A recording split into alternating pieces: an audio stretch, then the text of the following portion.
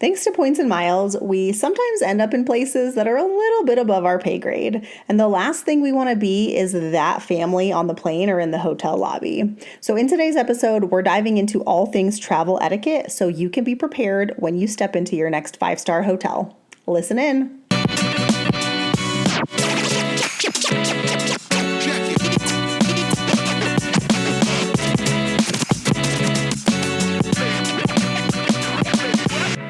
Hi, I'm Rhea. And I'm Dwayne. And we are your hosts of the Travel Party of 5 podcast, where we share how we travel as a family of 5 around the world. We will also share how we use points and miles to travel as affordably as possible and sometimes even completely free. So if you're wanting to travel more with your family, but you're not sure how, we'd love for you to listen in.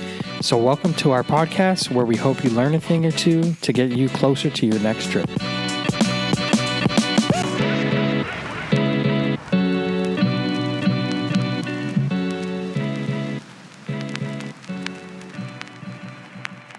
Welcome back. Hello. Thanks for tuning in. Welcome back to Travel Party of 5 podcast. As always, we are your amazing fun hosts, Rhea and Dwayne. And today we're going to be talking all things travel etiquette. But first, we thought we would give you guys a few updates because we have a very busy next month coming up. Why don't you share?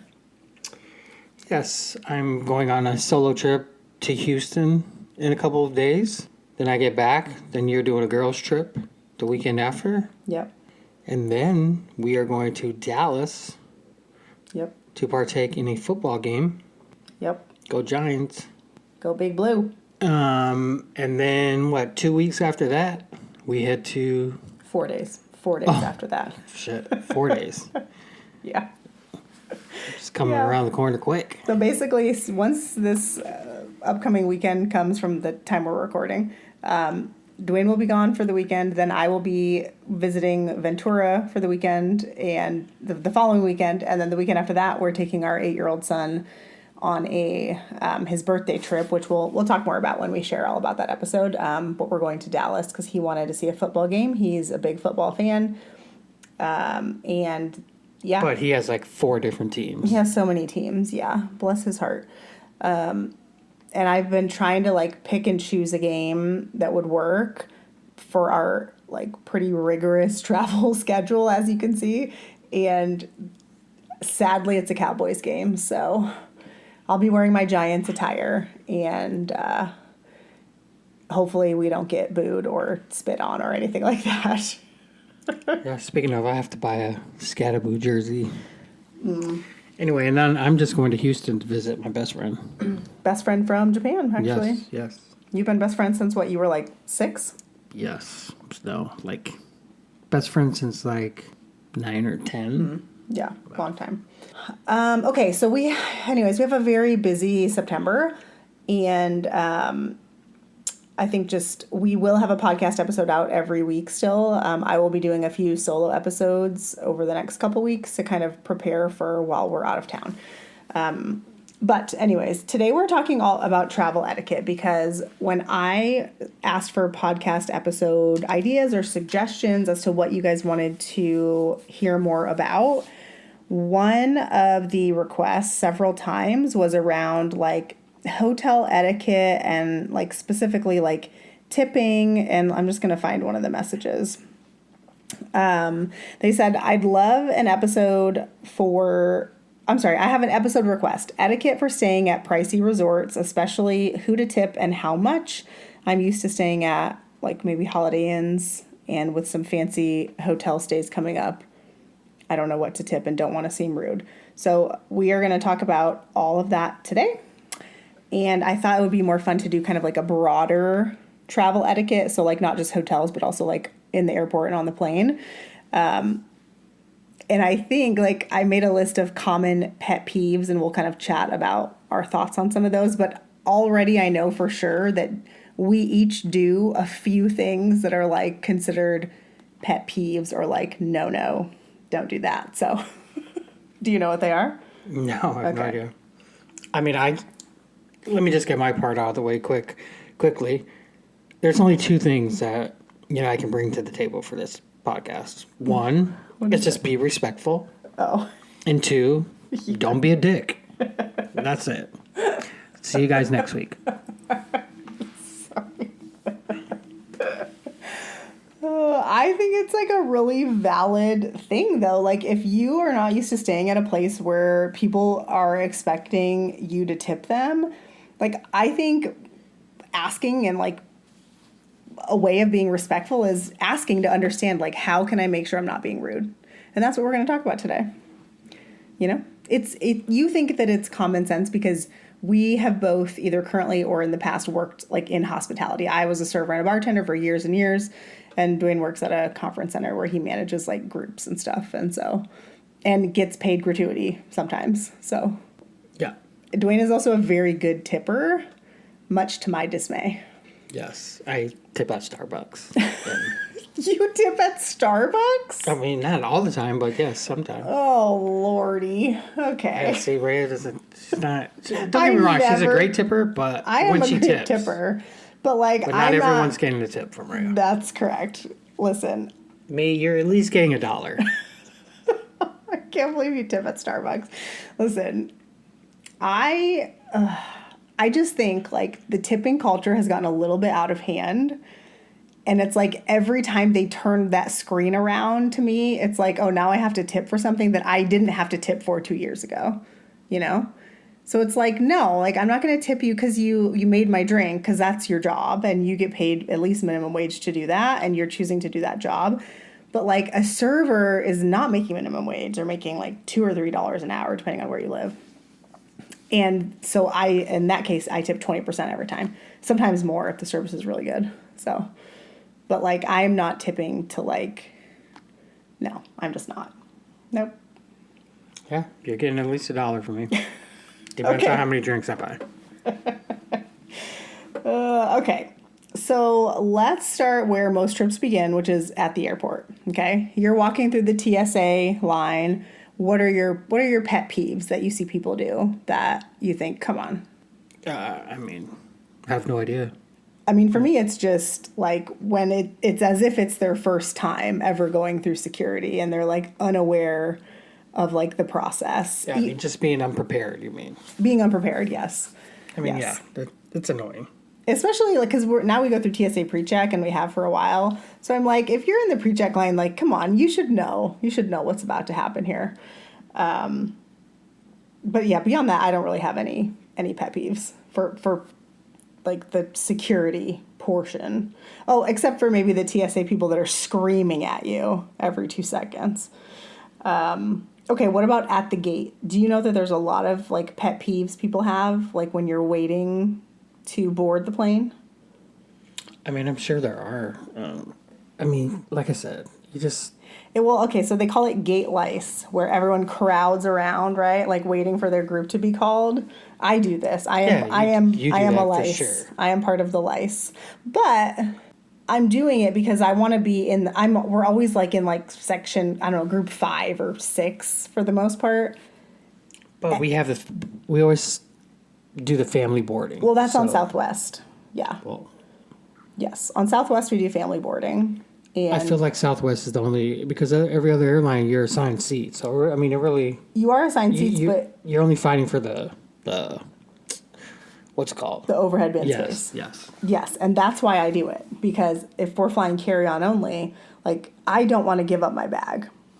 And so, but I know that if I'm in, like, the later groups and I'm one of the last to board, I'm not worried about my seat. My seat is there. I'm worried about the overhead bin space, you know, so. Well, I mean, the last trip we were on, you thought we weren't going to have space. What was it, coming back from Cabo, I think? Yeah, because we were a little bit late. Oh, yeah, they were already boarding well past our group by the time we walked up. Yeah. The first thing you said was, we're not going to have overhead. I was like, oh my God, they're going to take our bags. They didn't, spoiler alert. So that was good. Another pet peeve, and I'll just say, spoiler alert, I also do this one sometimes. People who put their coats or their backpacks or their shoes in the overhead compartment instead of under the seat in front of you. Here's what I'll say. Okay, first of all, I put my bag under the seat in front of me. I rarely put it in the overhead bin. However, if it is winter and I have a winter coat on, I am going to put that in the overhead bin with my bag, with my suitcase. And I'm going to add that I don't care if you do that too. Like, that's fine, because my coat is not the reason your bag is not going to fit on this flight. You're laughing, but this is a pet peeve people have. I'm confident. Did you take a poll somewhere? Like, where? No, I just have listened to like other travel podcasts, and it's like very commonly mentioned. Okay, That wouldn't bother me at all unless, like, I go to put my carry-on up there and there's just this jacket in the way. I'm going to move in and, like, put it on top of my, like, jacket's not going to take up that much space. I mean, I agree. That's why I do it. Well, and where am I going to put it? I'm not going to wear it the whole flight. I'm not going to put it on the floor, right? It's like no. So it goes in the overhead bin as far as I'm concerned. Okay, but your backpack does not. So let's start there. Your backpack goes under the seat in front of you.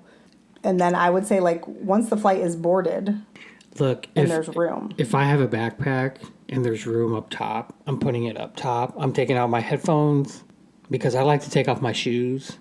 That brings me to my next item. And, my shoes go underneath the seat. Yes. That way I can stretch. That brings me to my next item of plane etiquette, which is do not remove your shoes. I mean, don't remove your shoes if your feet are protruding funk, But, I mean, if no one can smell your feet, then, take off your shoes. But when you use the bathroom, you always put your shoes back on, right? Yeah, of course. Like, you would never walk into the bathroom in your socks. No, because there's piss all over the floor. Yeah.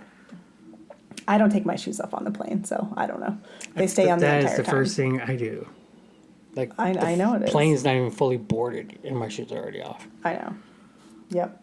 I don't know if we're being super helpful with travel etiquette here, but these are pet peeves. Okay, what do you think about people who recline their seats on planes? It doesn't bother me.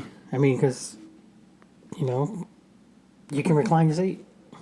It doesn't bother me either. It's annoying right when they first do it. You're like, but then, you get over it. It doesn't bother me either. And I will also recline my seat. So yeah, I mean, I'll recline too. I'll recline like if it's an overnight flight. I'm not going to recline it if it's a daytime flight. But I don't care if you do. It doesn't really bother me. Who gets the armrest if you're in the middle seat? It just depends on who you're sitting next to. Well, if it's a stranger, not your kid. I don't know. I'm not a dick, so if they want it, they can have it, because I got the other one. Well, if they're in the middle seat, I feel like they get both armrests that are available to them, because they're in the middle seat, which sucks. I mean, like I said. I can tell by Dwayne's face that he's never, not one time, thought about this. Never.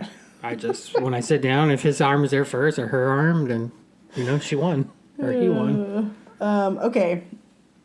Another travel etiquette is please do not be that person on the plane watching your phone or your kid watching their iPad without headphones.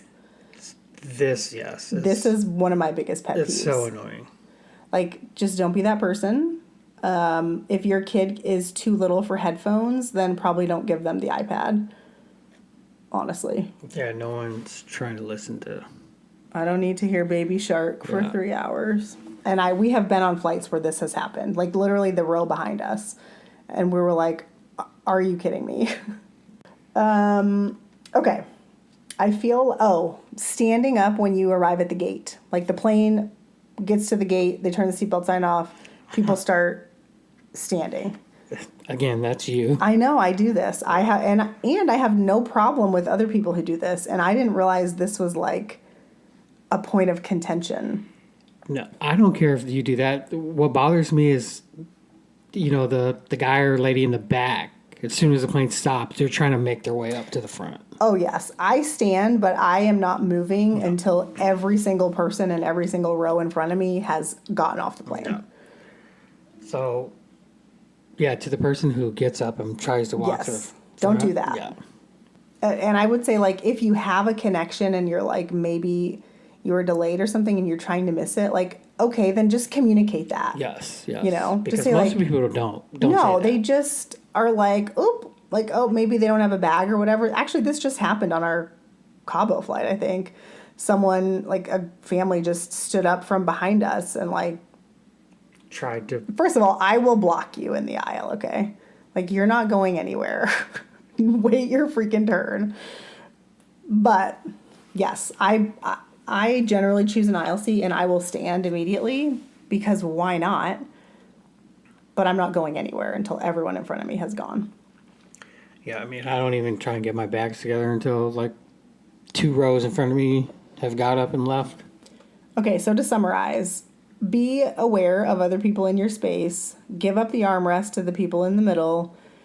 I guess, smell your feet before you take your shoes off, I guess. Always wear your shoes to the bathroom. I mean, if you don't know your feet are already going to stink when you're about to take your shoes off, then you just, just leave them on. Okay, let's move on to arriving at your destination. Okay, so you pull up to the hotel, right? You survive the flight. You pull up to the hotel, and there's 6 like valet guys and baggage guys waiting to greet you. Tell someone who maybe has never had that experience before, what is the proper etiquette? I mean, if you want them to take your bags, let them take your bags. They will. So the way it will because work, they're gonna ask you, do you want help? Some hotels won't even let you use the bell cart. You'll ask, hey, can I borrow this? And they'll be like, no, we can take it up there for you.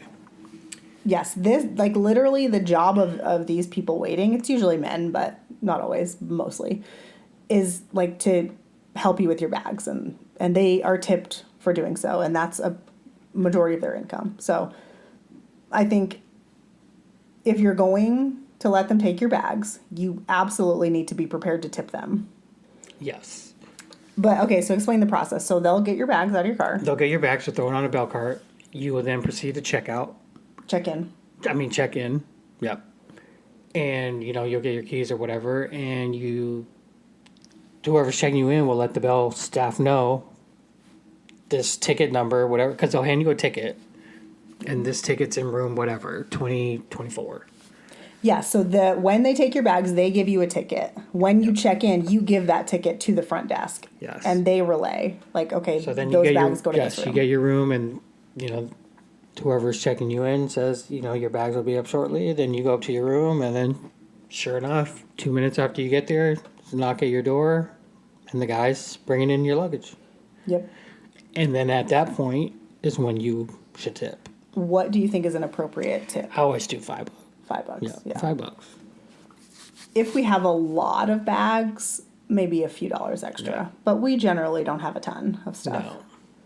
And I always make sure to have cash before we go to the hotel for that reason.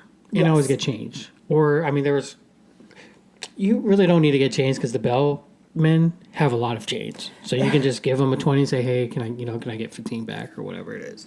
Yes, that is also true. One guy, I don't remember where we were, but you asked. Aviara. Park Hyatt Aviara. Yes. And yeah, he had a I was like, Jesus. stack of money.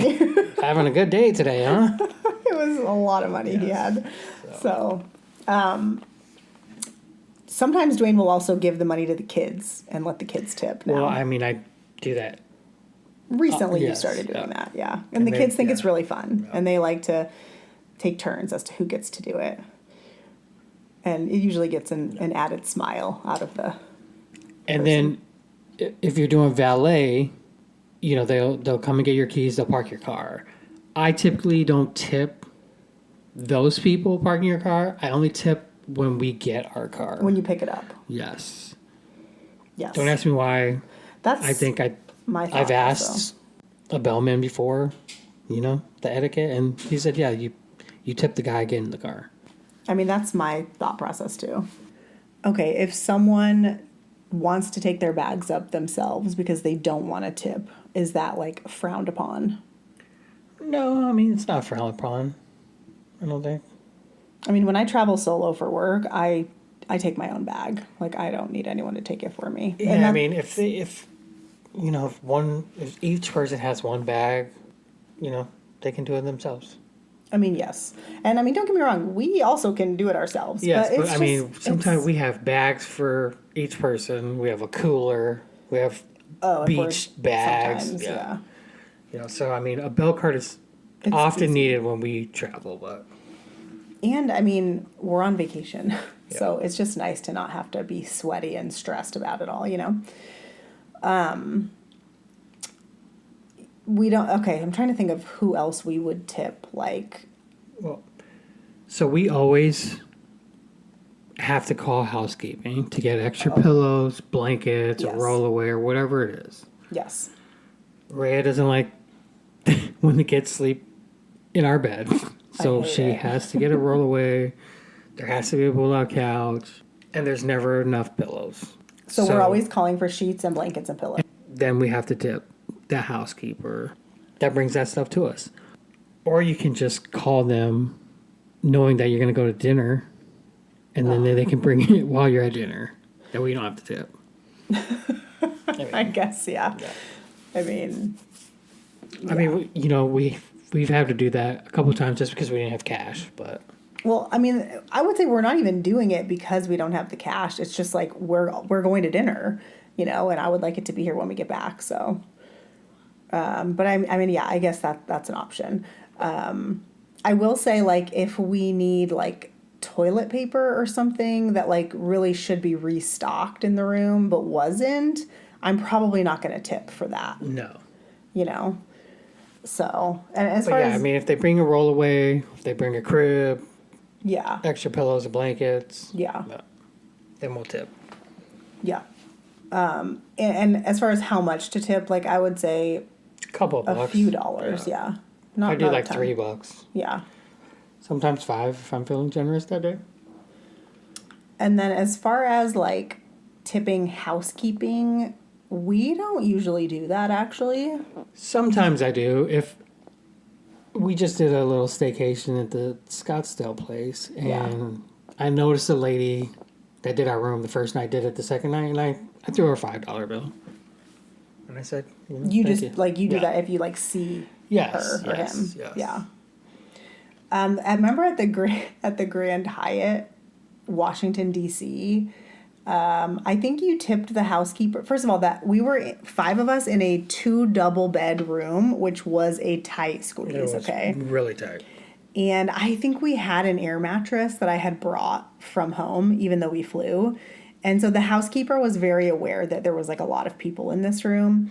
And I think we ran into her cleaning the room one day, and you must have tipped her because she kept giving us did. all these like toiletries. I gave her, because I needed more lotion.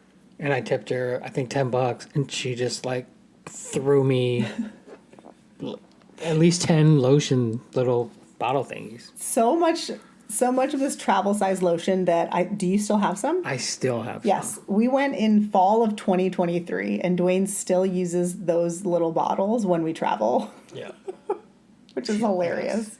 She was so grateful for that. So, I mean, if you have the means, do it. Yeah. It'll make their day because, out of all the people that work at a hotel, I think they get tipped the least, Yeah, I would, yeah. And that's they true. probably, unfortunately, make the least, which is... Yeah. Okay. As far as like other tipping etiquette, I mean, pool bars and stuff, like generally we're tipping about $1 a drink. If we also have food, then yeah, I'm going to tip 20% on the total bill probably. That's kind of how it goes. But just know the prices at the hotel pool are going to be ridiculous. Yeah. Especially if the last few times this summer we've been bringing our own drinks. Like I've even tipped the servers like 25% because some of them for sure knew that we had our own alcohol. Like one guy even offered to bring us ice. Yeah. I mean, because they know the prices Yeah. are ridiculous. You're paying like $21 for a pina colada that's not even strong. Yeah. So in that case, yes, it's like you want your server to be happy with you, so that they are willing to look the other way, I guess, if that makes sense. Okay, I feel like that's tipping etiquette, right? I feel like we've pretty much covered that. There was a few other maybe etiquette tips that I jotted down, and let me know if you think of any others. a lot of times the breakfast at these properties is a buffet. And one thing that I am forever preaching to our kids is that when you go up to a buffet, you always take a clean plate. So if you fill up your plate and you go back to your table and you eat it, you don't take your dirty plate back to the buffet. You leave the dirty plate on the table, the server will clean it, you go get a new plate every time. Because you shouldn't, this is like just food safety, right? You should never be putting like tongs or whatever from a communal plate or dish onto your plate that has your germs all over it because you just ate off of it. So clean plate every time. Yes. Dwayne has apparently never heard of this until... I just use the same plate. I don't touch the tongs to the plate that I'm using. I know how to use tongs, so I just drop it on the plate. It's not like I'm taking the tongs and rubbing it on my plate. You should always get a clean plate. That's disgusting. And I was validated because when we did our staycation a couple weekends ago, a few of Dwayne's family also came, and I heard your nephew say to his kids, "Get a clean plate." And I looked at Dwayne like, "See?" I'm still not going to grab a new plate. Well, you should. That's gross. As far as kids in hotels, we are always, every single time, every single day, talking to our kids about keeping their voices down, especially early in the morning or late at night when they like to race down the hallways. We don't allow that if it's not in the middle of the day, first of all. Second of all, inside voices. And same thing in the room. We just talk to them about being respectful of this place. Even if it's not ours, we want to make sure we treat it with respect. And I think, like, in general, kids they learn more by what you do, not what you say. And so I do think that by us modeling these behaviors for them over and over again, that is how they will, do it when they get older. I mean, they already do a great job at a buffet. They know their way around a good breakfast buffet. Yeah. The little two only eat cereal, so. Yeah. One other hotel etiquette thing that we do this, so I guess it's bad form to save chairs by the pool, and we do this every time. So I guess, you do you. I think if you have small kids, it's important for you to be front row at the pool so you can see them for their own safety. So. I mean, I see nothing wrong with saving chairs. Neither do I. Yeah. It's fine. I expect other people to do it too. If you get the chairs that I want before me, then, shit, I lost that day. Yeah. And then we should have been earlier. Yeah, tomorrow I'm going to. Tomorrow we will be earlier. A new day. Okay, one last thing, because I feel like we do a pretty good job of this, is like talk about how we leave the room when we check out. I mean, again, be respectful.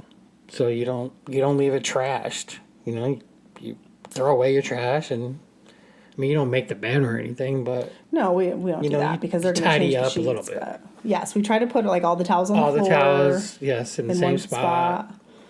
Like we don't want the housekeeper to walk into this room and be like, "Oh my gosh, what were they doing in here?" So we just try to be cognizant of that, and we talk to the kids about that too. So, okay, last thing is tips for your destination, and this is going to vary depending on where you're going, but I do think it's important to do even just a quick Google search, right, of because every destination is going to have its own cultural norms and things that are acceptable and not acceptable. Like when you go to Europe and you visit the churches, you need to cover your shoulders and sometimes maybe your knees, right? Like for women, that's kind of I think widely known maybe, but if not, then you should just do a quick Google search on cultural norms in wherever you're going. For example, when we go to Japan next month, we've talked a lot about tipping, but tipping in Japan is actually considered rude.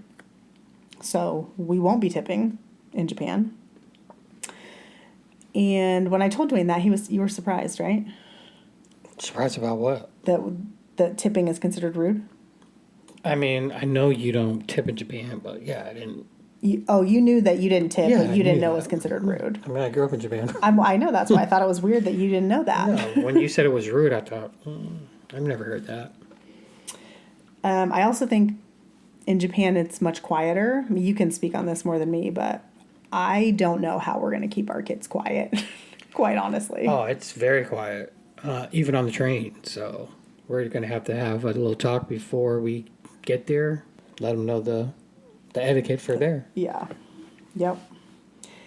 Any other, like, cultural things that maybe someone might not expect in a different destination that you can think of? Be respectful, don't be a dick, right? Yeah. That's what Dwayne wants to say.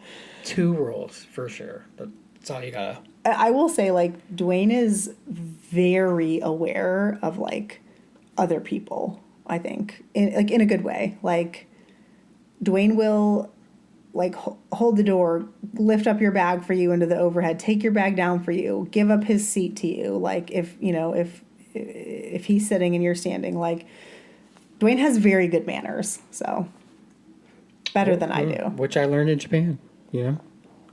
I mean, I have good manners too, but yours are better. Okay, I think we can wrap up. So, travel etiquette, like you already said, is just about respect for other people, for the space that you're in, for the culture that you're visiting. I think it is important to remember that we are tourists, right? We are visitors in this place, and so even if we don't agree with or understand the custom, like, we need to be respectful of it. And like we already talked about, when we model that for our kids, they not only behave better on the trip, but they carry those lessons forward on into life. And so if I've learned anything about parenting, it is way more about what you do than it is about what you say. I could tell my kids something till I'm blue in the face, but at the end of the day, they're going to do what I do. So modeling it, I think, is way more important. Any last tips? No. Hopefully this little episode was somewhat informative and helpful. We hope you share this with someone who needs this reminder for their next trip. Yeah. As you can share any of our episodes with a friend. We would love that so much. If you've gotten any value out of this podcast, we would be so grateful if you would leave a rating or review. I think I noticed the other day we had over 50, which was very exciting to me. I love that. And we enjoy reading those together when they come in. So thank you so much for listening. For those out there that message Rhea, she gets so excited and so, I do. She's so happy. Yes. That, it makes her day. So we appreciate you guys that reach out with, Yes. He's talking about on Instagram. Yes. Yeah. So I am on Instagram at TravelParty5. And I love it every time. If Dwayne is around, I read him the messages, but he's not always. So I get more joy out of that because I get to read them all. So anyways, we appreciate you as always. Yes. We will be back probably just me back next week with a new episode. I'm always open to podcast ideas. If there's something you want to hear about that we haven't done yet, send me a DM on Instagram and we will catch you on the next one. Yes. Thanks for listening. Thank you. Bye. Have a good one.